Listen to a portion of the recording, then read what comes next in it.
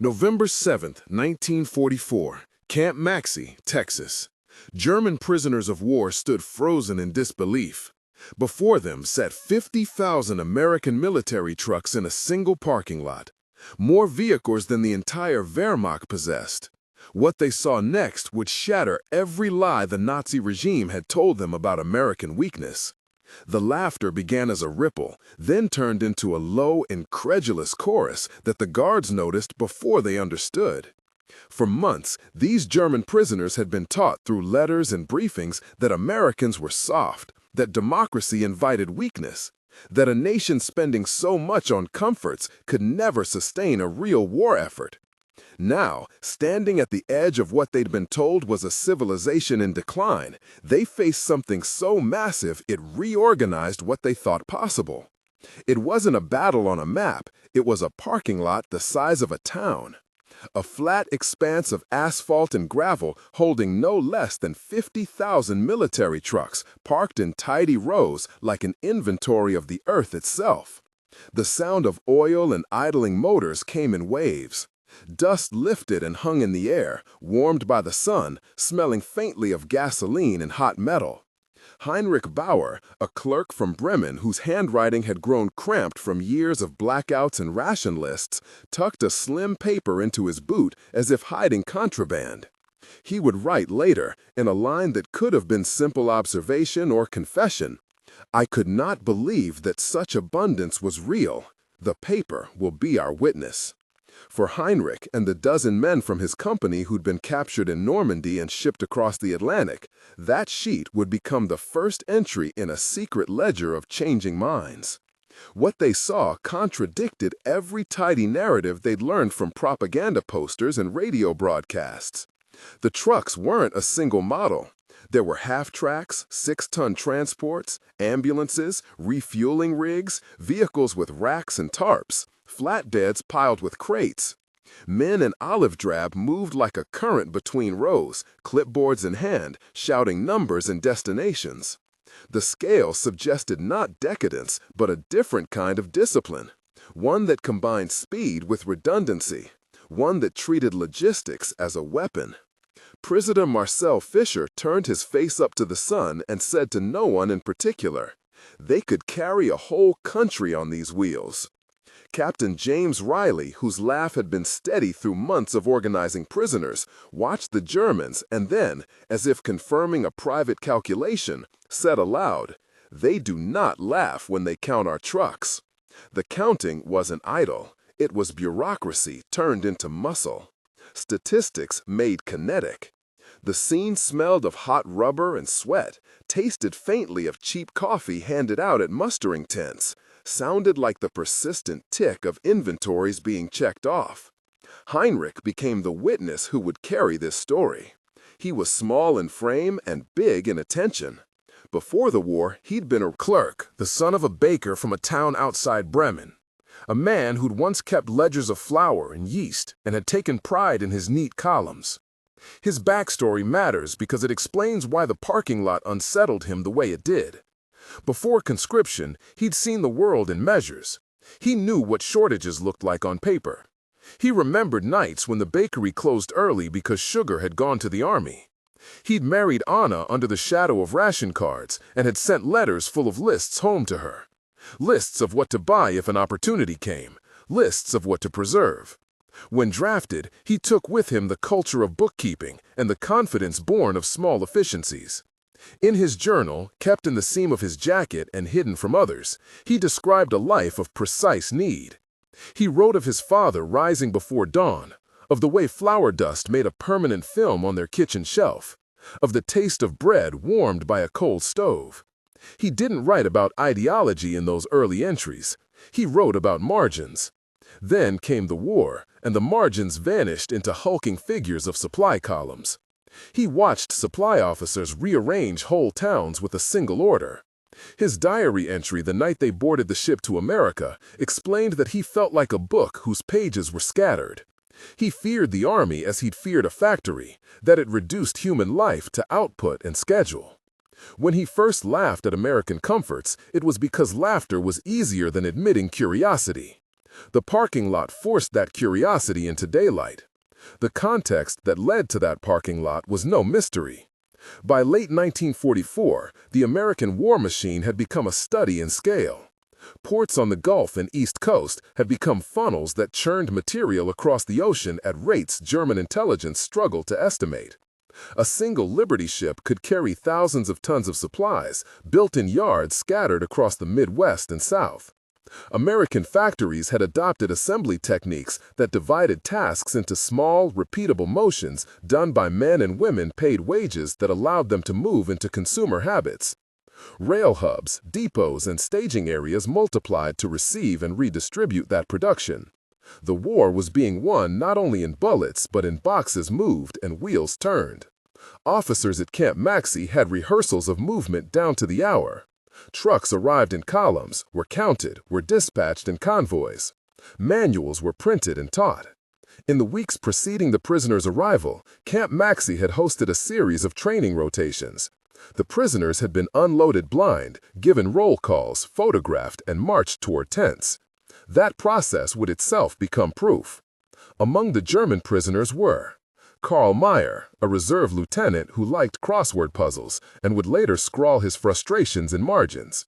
Otto Fischer, who'd been a mechanic and could name the model of an engine by its hum. Franz Weber, a quiet farmer who smelled of hay and couldn't stop counting the trucks in groups of 10. Marcus Schiller, who argued with the Americans with blunt politeness. Lucas Brandt, who read newspapers and whose English was patchwork but improving. On the American side, besides Captain Riley, there were Sergeant Margaret Cole, a logistics NCO whose competence was famous. Corporal Thomas Avery, a young clerk with a pencil behind his ear and a talent for calming men. Dr. Susan Whitman, who chiefly attended to vaccinations and mental states. Major Allen Price, the officer in charge of the depot, who believed that numbers told stories and had made a point of inviting selected prisoners to see operations so they could testify later if necessary. These names would recur in letters, depositions, and later in a small body of wartime archives that historians would surface in the decades after the conflict. Each name served to expand the story from a single impression to a community of witnesses who reacted, compared, and sometimes conspired to reinterpret what they saw. The first evidence that shifted the narrative was procedural and simple to record. The Americans photographed and registered each prisoner, a procedure the Germans had known about, but which in practice included small protocols that mattered. Camp clerks printed leaflets in German explaining rules, but beyond admonitions, there were voluntary lectures and displays about production systems. Heinrich described a room where maps were unrolled on a long table, pins marking the routes trucks would soon take across Europe. An American staff sergeant explained that the parking lot was a staging area that could be emptied in a matter of hours into trains and convoys destined for any port. The explanation included numbers that refused to be rhetorical. 50,000 trucks weren't parked merely to display power. They represented stocks for a theater and reserves for multiple operations. They were the physical answer to a question the prisoners had been taught to ask. Could a democracy sustain a protracted war? The numbers were precise, and the math was easy to grasp. If 50,000 trucks could be moved at an average of 50 miles per day, if maintenance crews were distributed in teams that replaced parts in modular shifts, then supply lines could outrun destruction by attrition. The math became sensory when a mechanic like Otto knelt by an engine and pried off a panel to show an American method of swapping a carburetor in minutes. That moment was both technical and theatrical. Americans spoke slowly and had diagrams. Germans pointed and said, "That is how you keep a country moving." Their first guided tour ended at a maintenance shed where grease and oil pooled in small dark moons on the concrete. The smell of hot bearings and the sound of pneumatic wrenches were close and confining. There was a dialogue there that stretched into an exchange of disbelief and technique. It began with a German question and then unfolded. The exchange provided the kind of dialogue that would last nearly 20 minutes as men tested each other with questions and demonstrations. The exchange provided the kind of expanded dialogue that forced cognitive dissonance into conversation. Franz, suspicious, asked, "How many spare parts do you keep for a single convoy?" The American answered, "We plan on multiples. If one fails, replace it and move on." Marcus countered, "That is wasteful." The American shrugged, "It's planned waste." The mechanic interposed, "We call it redundancy." There were laughs, hardened silences, moments when individual men brooded as they compared that practice to the field repairs they'd seen in France. The conversation had 8 extended turns before it resolved into a tacit understanding that practical speed sometimes trumped ideological purity. Beyond the sensory tours, the textual evidence accumulated. Diaries like Heinrich's, letters home that were censored, and official records combined to create a mosaic. A map annotated by Major Price became an unsolicited argument. In one of the pages cataloged in the War Department archive, there's a typed list showing incoming and outgoing vehicle numbers by date and destination. It reads with the authority of bureaucracy. November 3, 1944, 12,340 trucks arrived. November 4th, 9,800 trucks dispatched.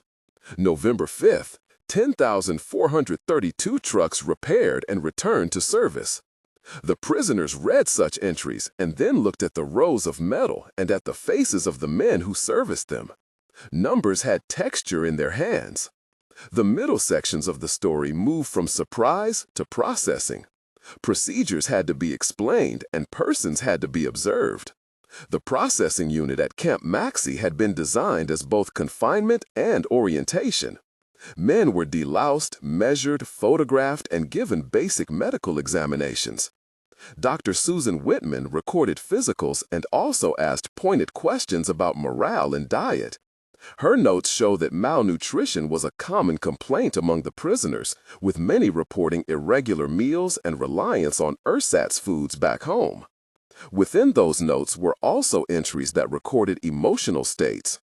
One prisoner, Otto Fischer, wrote that he felt guilty about longing for what he saw because it meant pity for enemies. He wrote, "It is an odd shame to want what hurts my country." The phrase lines the moral complexity of the moment. Nutrition wasn't just a stomach issue, it was a narrative battleground. The Americans had scrubbing stations and full rations and a capacity to distribute protein that undermined deeply held assumptions. Men who'd been taught to revere sacrifice found themselves judging the effectiveness of sacrifice in the ledger of production instead of in homilies. During those processing days, the Germans encountered several secondary figures who would shape their impressions. Sergeant Margaret Cole became central not because she was an officer, but because she displayed an insistence on procedure and decency.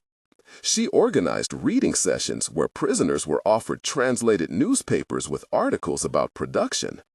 Corporal Thomas Avery, who'd once worked in a Chicago shipping yard, took pleasure in explaining to the prisoners how parts came together from different towns and factories.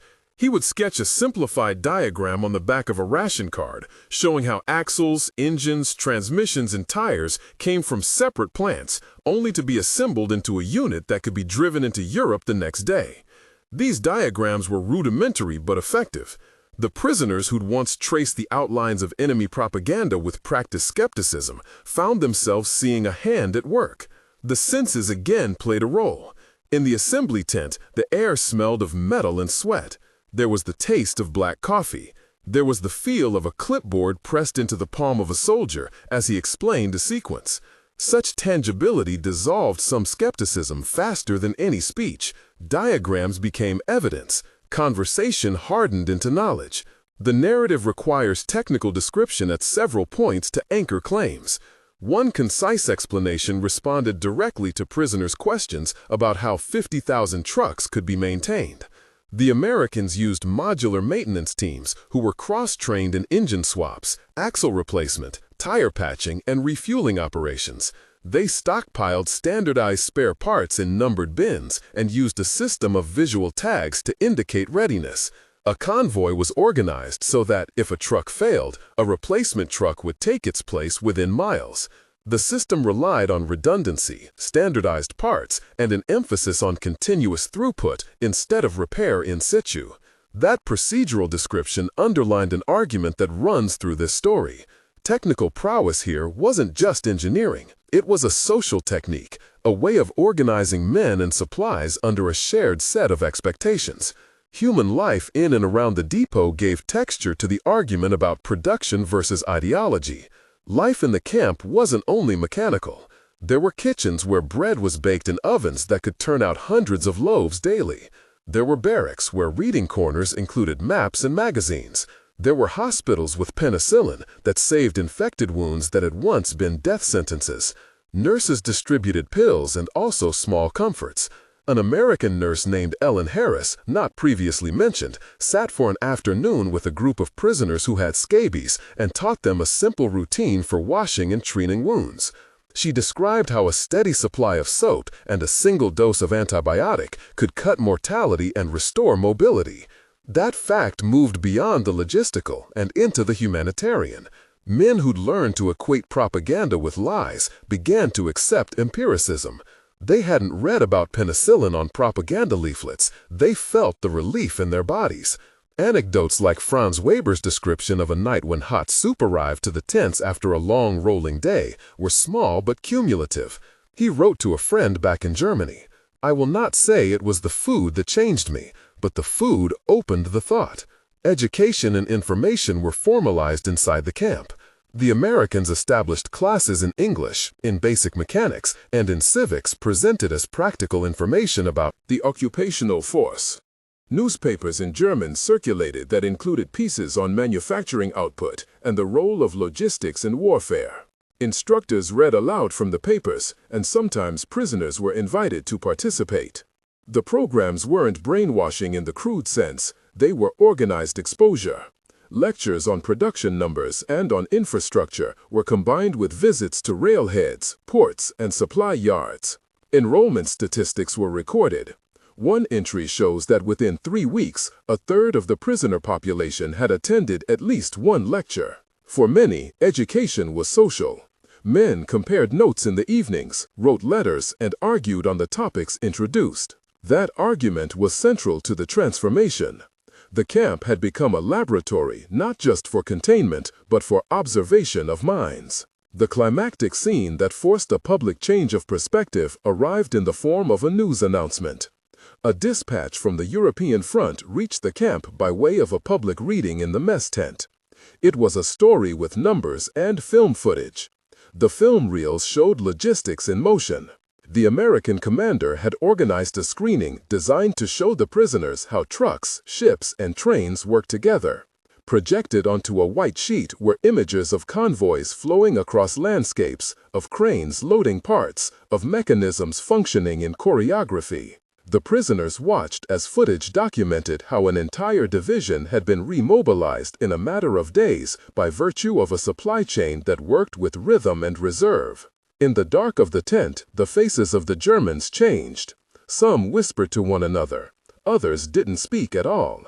The film culminated in shots of the parking lot at Camp Maxey itself, a meta-representation that made visible what they'd seen in person but now translated into narrative with voiceover and statistics. The soundtrack spoke of 50,000 trucks, of maintenance crews, of assembly lines that had produced equipment at rates that defied older assumptions. The film ended with one line that would lodge in more than a few heads. Without logistics, strategy is only a wish. The tent emptied slowly.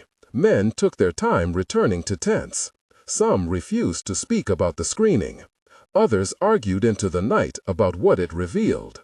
3 moments of tension stand out in the record, and each lasted long enough to be felt as moral events. The first occurred when a group of prisoners attempted to sabotage a small barracks delivery in the hope that scarcity would validate old arguments. The plan was clumsy and contained more bravado than thought. It failed. When the stolen crate was discovered and returned, the reaction wasn't a parade of punishment, but an administrative inquiry that exposed how minor theft had been possible precisely because of system scale. The inquiry revealed that theft would be less likely when livelihoods were stabilized. This exposed a paradox to the prisoners. The second moment of tension occurred during a food distribution dispute where the Americans hesitated between strict rationing and the pragmatism of offering an extra portion to reduce unrest. Major Price decided on pragmatism. The decision, while humane, was framed to serve a strategy of stability. Some prisoners read in that choice an admission of weakness. Others read it as evidence of a higher order of governance. The third moment of tension came when a rumor spread that some prisoners were to be chosen for work details overseas, and that the Americans only picked those who deferred political discussions. The rumor triggered a wave of appeals and petitions that the camp staff had to address publicly. The resulting forum was raw and instructive. Prisoners spoke up, claims were aired, and the staff responded with documentary evidence about selections and volunteers.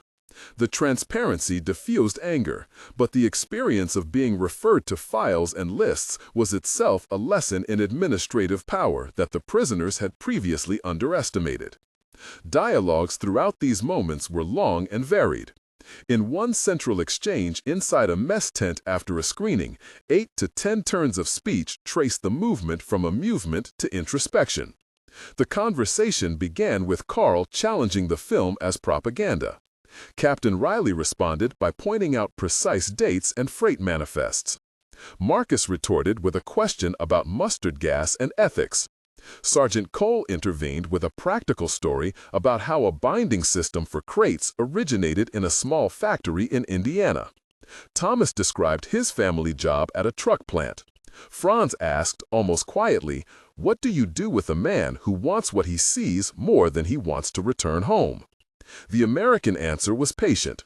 They described jobs, education offers after the war, and the possibility of repatriation with a different perspective.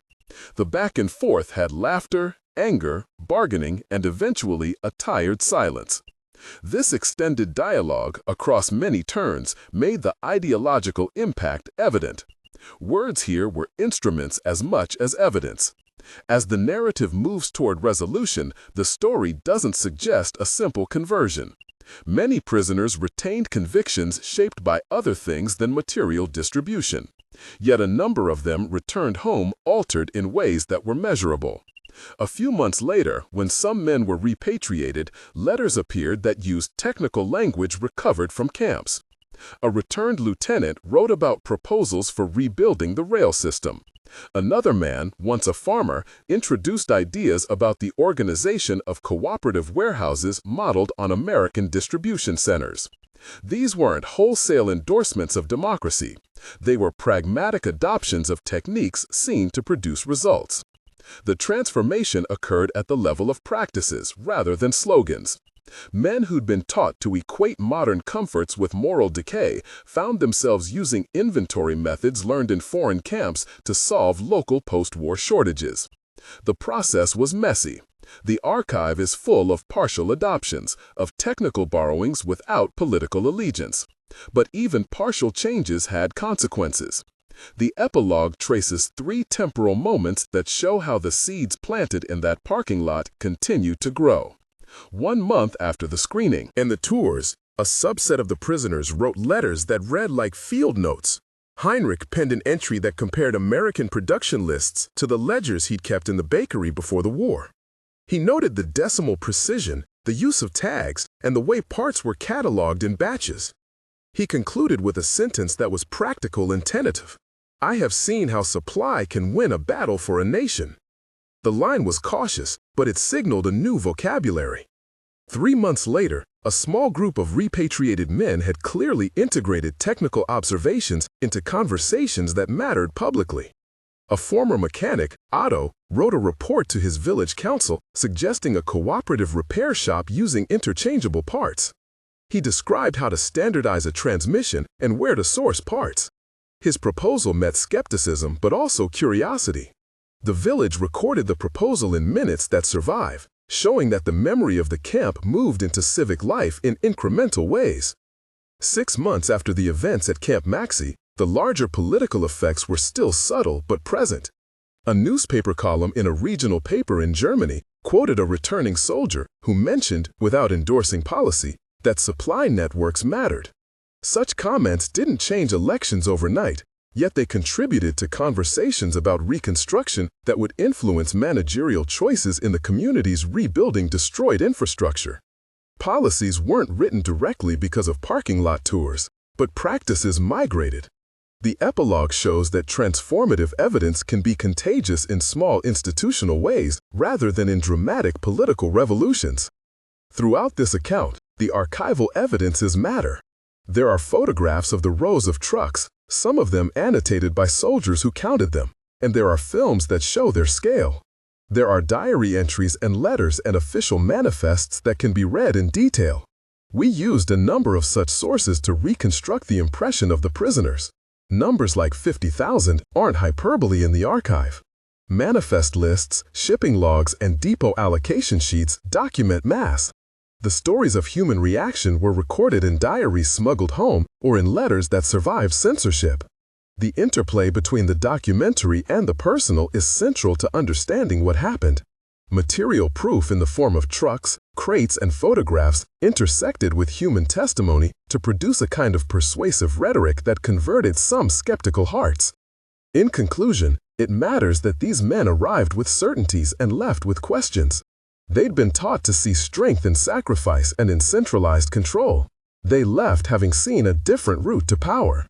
The evidence didn't replace ideology overnight. It undermined it slowly by providing a practical alternative that worked.